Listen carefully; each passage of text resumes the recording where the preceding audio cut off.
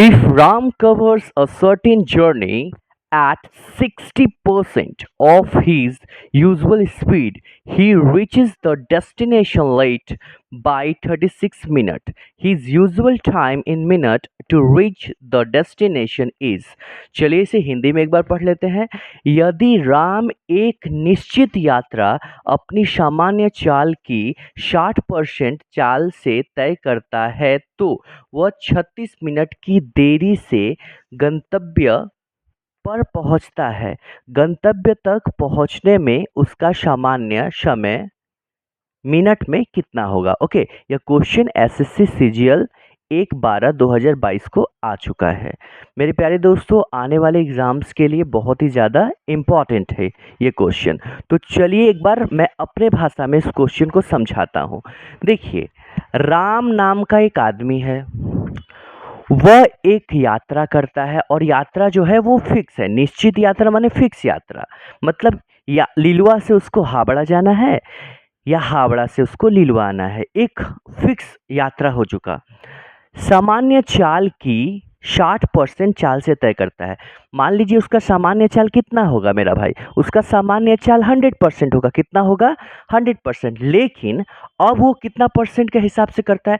60% का हिसाब से। एक सिंपल सा बात, अगर आप गाड़ी 100 का स्पीड में चलाएंगे तो आप जल्दी ही ना पहुंचेंगे कहीं भाई, और अगर आप 60 का स्पीड में चलाएंगे गाड़ी तो देरी से ही ना पहुंचेंगे। इसलिए देखिए, आपके सर ने एक लाइन लिखा है। क्या लिखा है यहाँ स्टार मार्क्स में? देखिए, जब डिस्टेंस फिक्स रहे तो, यहाँ तो डिस्टेंस फिक्स है क्योंकि बोला है निश्चित यात्रा, स्पीड और टाइम के बीच उल्टा रिलेशन होता है। मान लीजिए स्पीड ये है तो इसका अगर टाइम निकालेंगे तो मेरा भाई ये उल्टा होगा ना जी, ये उल्टा ना होगा। मान लीजिए 100 यहाँ लिखा है तो आप यहाँ 100 लिख दीजिए, और 60 यहाँ लिखा है तो 60 यहाँ लिख दीजिए, तभी ना उल्टा होगा। चलिए पहले इसको छोटा कर लेते हैं, ठीक है।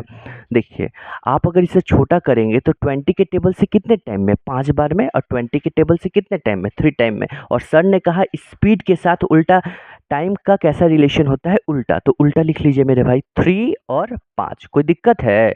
नहीं ना। अब लाइन पढ़ने में मजा आएगा। अब पढ़ने में मजा आएगा। तो वो 36 मिनट की देरी करता है डेफिनेटली भाई। अगर गाड़ी का स्पीड 100 था और जब 60 कर देते हैं तो देरी तो होगा ही, देरी तो होगा ही। तो टाइम में, टाइम को देखिए, ये टाइम है ना जी, तो 36 मिनट भी तो टाइम है। तो बताइए 3 और 5 के बीच में कितना का दूरी है?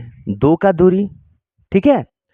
और एक्चुअल में क्या बुक में दे रहा है, क्वेश्चन में क्या दे रहा है? 36 मिनट। तो 2 बराबर है 36 के, 2 बराबर है 36 के। तो बताइए 3 बराबर कितना? 3 बराबर कितना? तो 2 से 36 कितने बार में कटा? 18 बार में। तो 18 तिया 54 आएगा। कितना आएगा? 54 आएगा। तो इसका मतलब कितना हुआ भैया? 54। अगर इसका मतलब निकालने का बोलते तो क्या करते? आपने इस गैपिंग को कितना बोला था? 2 बोला था। 2 कितने के बराबर है? 36 के बराबर है ना जी। तो 5 के बराबर पूछा, तो 5 के बराबर अगर पूछेगा तो 5 यहाँ लिखिए। 2 से जाएगा कितने बार में? 18 बार में। और 18 5 ही कितना होता है? 90 होता है। तो मान लीजिए इसका मतलब कितना होता? 90 होता। अब आप फील करिए क्वेश्चन को। अगर आपसे पूछ दिया जाए कि बताइए तो उसका सामान्य समय क्या होगा? सामान्य माने नॉर्मल, वो जैसे पहले जाता था, तो पहले तो वो 54 मिनट में ही पहुंच जाता था। लेकिन अब 36 मिनट का देरी होता है तो अब उसको पहुंचने में कितना लगता है? 90 मिनट लगता है। अब क्वेश्चन में क्या पूछा है? उसने पूछा है सामान्य चाल। क्या पूछा है? सामान्य चाल। इंग्लिश में क्या पूछा है? Usual time. तो उसको ऑलवेज कितना लगता था? पहले कितना लगता था? तो पहले कितना लगता था? 54 मिनट लगता था, ठीक है।